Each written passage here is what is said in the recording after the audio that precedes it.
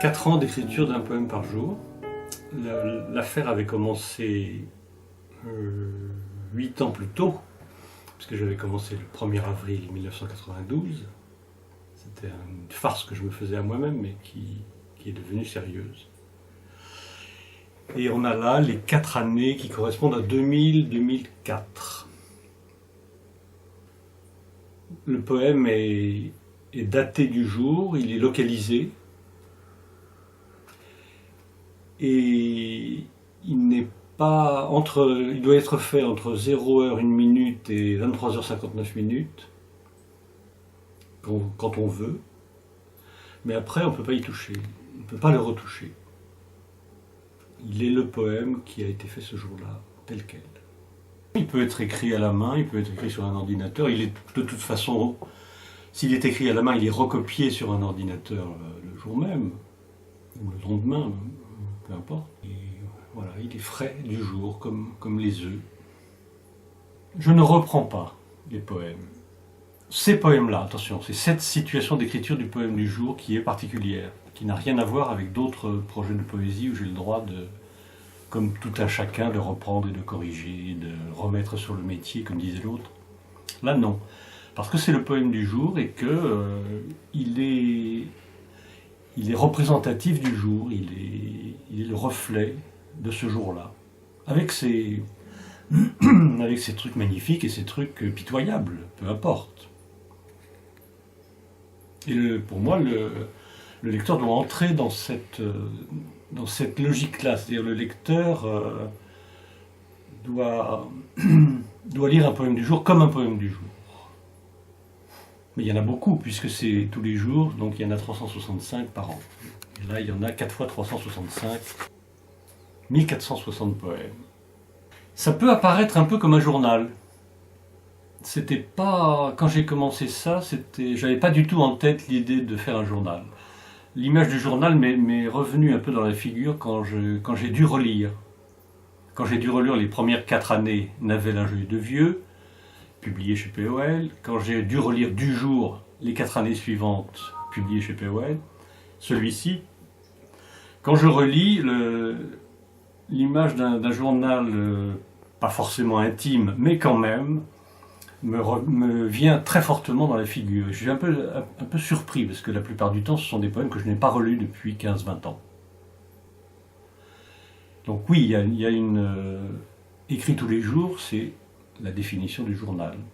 C'est plus ou moins intime, mais ça l'est finalement beaucoup plus que je ne le pensais. Et cela dit, ça peut être également à suivre. C'est-à-dire d'un jour sur l'autre, il peut y avoir une suite.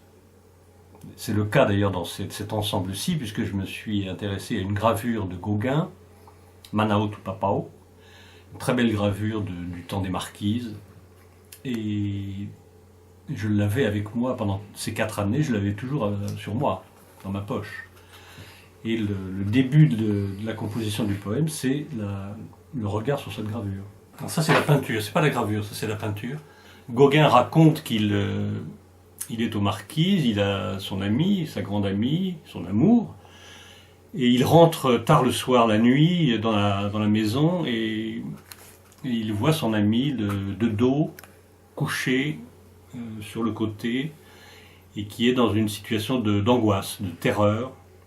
Il y a ici le revenant, qui est le revenant du titre, et alors elle pense au revenant, ou le revenant pense à elle, et elle est dans une situation d'angoisse.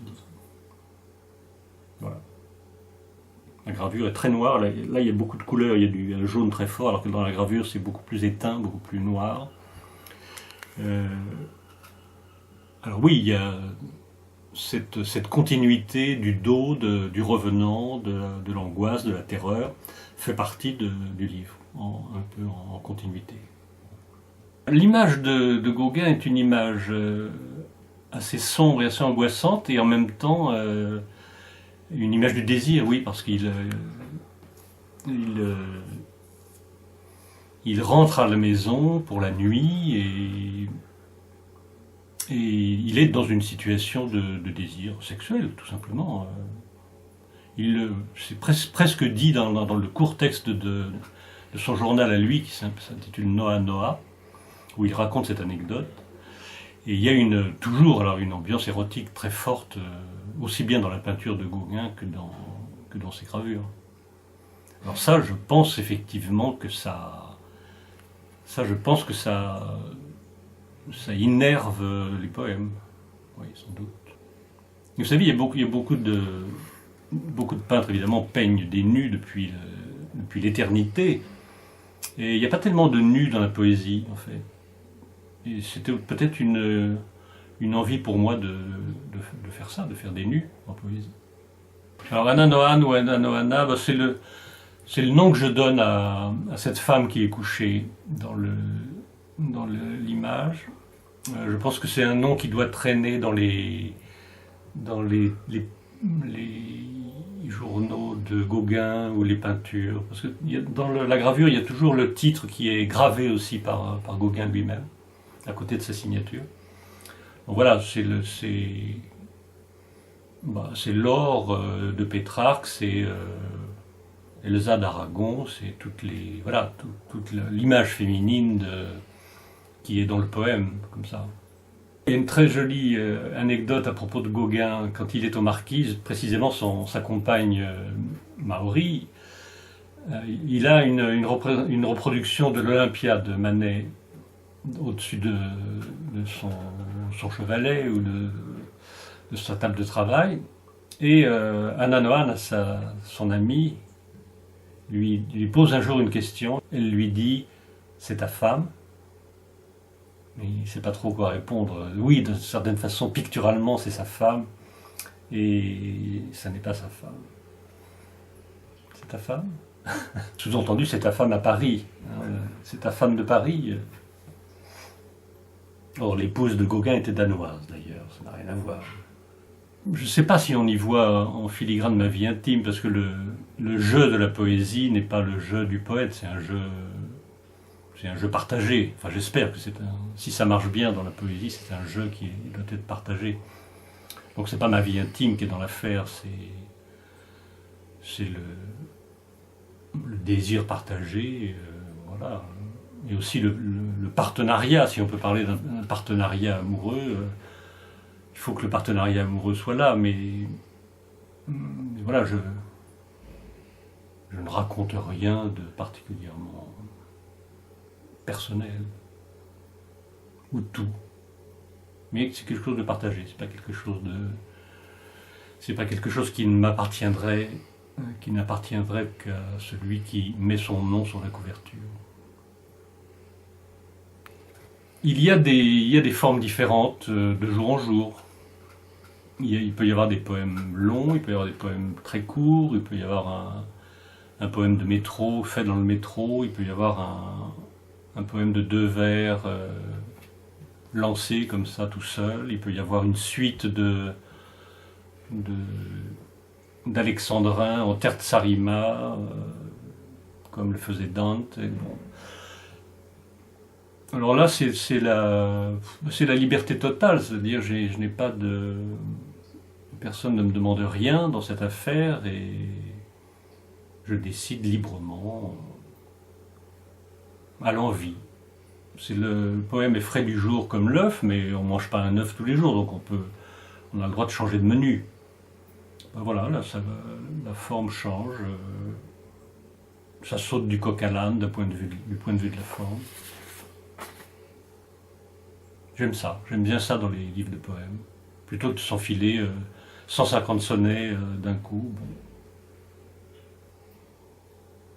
Mais il y a également un certain nombre de poèmes adressés dans le livre. Alors ça, c'est une chose que j'avais faite avant de façon systématique, et qui sont des poèmes qui s'adressent à une personne en particulier qui est en général nommée. Ça, pour moi, c'est très important, parce que dans ce que je fais actuellement depuis maintenant 4 ans, en poème du jour, tous les poèmes sont des poèmes adressés et qui sont en plus transmis à la personne à qui elle s'adresse par voie postale. Do, pensée, poème revenant. Donc cette image de Gauguin, le dos, cette femme qui est de dos, et l'idée d'un portrait qui est un portrait de dos est une chose que je trouve assez intéressante. Donc dos, première chose, c'est le dos. Penser Gauguin dit Manao Tupapao en maori, ça veut dire elle pense au revenant, le revenant pense à elle. Là, hein, c'est dans les deux sens. Donc il fallait que le mot penser soit là. C'est pas la pensée philosophique ou la pensée au sens de Pascal, non, elle pense à quelqu'un, la pensée adressée à quelqu'un. Et du coup le retour de la pensée. Poème entre parenthèses, voilà, cette pensée-là, il faut qu'elle soit mise en poème. Et le revenant, eh bien, c'est ce fétiche dans l'image qui est l'esprit des morts, est-ce qu'il revient ou pas? Pour elle, il revient.